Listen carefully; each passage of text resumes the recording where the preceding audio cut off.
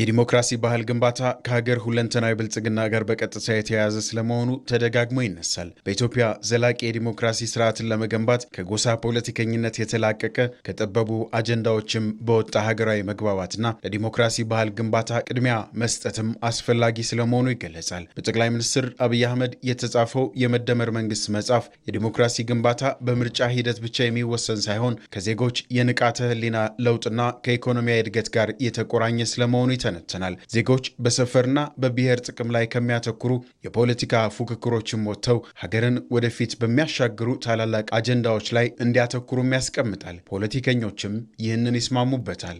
ኢትዮጵያ ዛሬ ለደረሰችበት እንደዚህ አይነት ቀውስ እንድትመጣ ያደረጋት መሰረታዊ ነገር ምንድነው ብለን ስንል ትልቁ ነገር አክተሮች ናቸው። የፖለቲካ አክተሮች ለዚህ ሚዛናዊ ያልሆነ ሐሳብና በመንደር በጎጥና በኔነት ብቻ የታጠረና የተጠመደ ሐሳቤ ከዘመኑና ከጊዜው ዓለም ካለችበት ወቅታዊና ተጨባጭ ሁኔታ አብሮ ሊሄድ የማይችል ኢትዮጵያውያንን አንድ አድርጎ እነዚህ በዘር ላይና በጎጥ በመንደርና በጽንፍ የቆሙ ኃይሎችን ታርመው ተመረው ታግዘው ወደ መሃል መጣው ኢትዮጵያን ማዳን ትክክለኛ ዘመናዊ ፖለቲካ በመሰነቅ በመነጋገር ብሎም ደግሞ አለፍ ሲል በመደራደር ስለዚህ ሀገሪቱን ችግር በራሳቸው በኢትዮጵያውያን የፖለቲካ ኃይሎች እንዲፈታ ጠንክረን ለመስራት ይህን ነው ሰንቀን የተነሳ ነው። በመጀመሪያ የፖለቲካ ባህላችን ኋላ ቀር በተለይ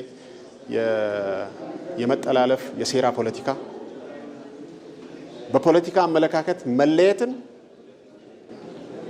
እንደ መብትና ሌላ አማራጭ ሳይሆን በጠላትነት የመተያየት እሳቤዎች ያው ብዙ ነበሩ ኢትዮጵያ ውስጥ እና የፖለቲካ ልዩነቶች ጠላትነትን የሚፈጥሩ ወይም የጠላትነትን አስተሳሰብ የሚፈጥሩ ሳይሆን አስፈላጊ ሌላ ወገን ሲግኒፊካንት አዘር እውቀት መር በሆነ አካሄድ ፖለቲካ አካላት ህዝቡ ራሱ ፐብሊኩም የፖለቲካ ንቃትና የፖለቲካ ግንዛቤው እንዲዳብር የሚያስችሉ ስራዎችን እንሰራለን። የሀገር እድገትና ሁለንተናዊ ብልጽግና እንዲሁም የዲሞክራሲ ስርዓት ዜጎች በነጻነትና በንቃት እንዲሳተፉ የሚያስችሉ አስፈላጊ ነገሮች ናቸው። በስሜት ከመነዳት ወጥቶ የሀገርን ህልውና የሚያሻግር ውሳኔዎች እንዲወሰኑም ሰላማዊ የትግል መስመሮችን መከተል እንደሚገባም ይነሳል። በሰላማዊ ትግል የሚመጣ ለውጥ ኮንስታንትሊ አገሪቱንም ሰላሟን፣ ደህንነቷን፣ የህግ የበላይነት፣ ፍትህን የምንናፍቀውን ዲሞክራሲና አጠቃላይ ሰላም እንዲመጣ ህዝብ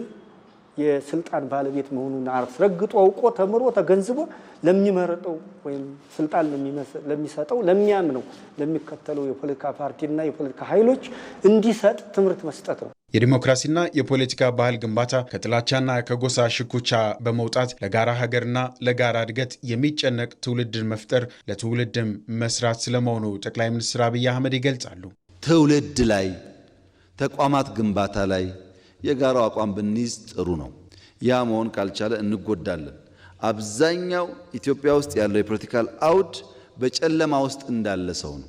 ከዚህ ከጨለመ እሳቤ ወጥተን እንደዚህ የምንነጋገርበት፣ የምንተማመንበት፣ የምንመካከርበት መንገድ መከተል ይጠቅመናል። እናንተን አኮሞዴት አድርገን ተወያይተን በጋራ ሆነን የኢትዮጵያን ዲሞክራሲ በኢትዮጵያ መልክ በኢትዮጵያ ቅርጽ ያለ ዲሞክራሲ የተውሶ አይደለም ኢትዮጵያ ውስጥ እንዲሰፋ ልማት እንዲመጣ ሀገር እንዲጸና ፍላጎታችን ይሄ ነው።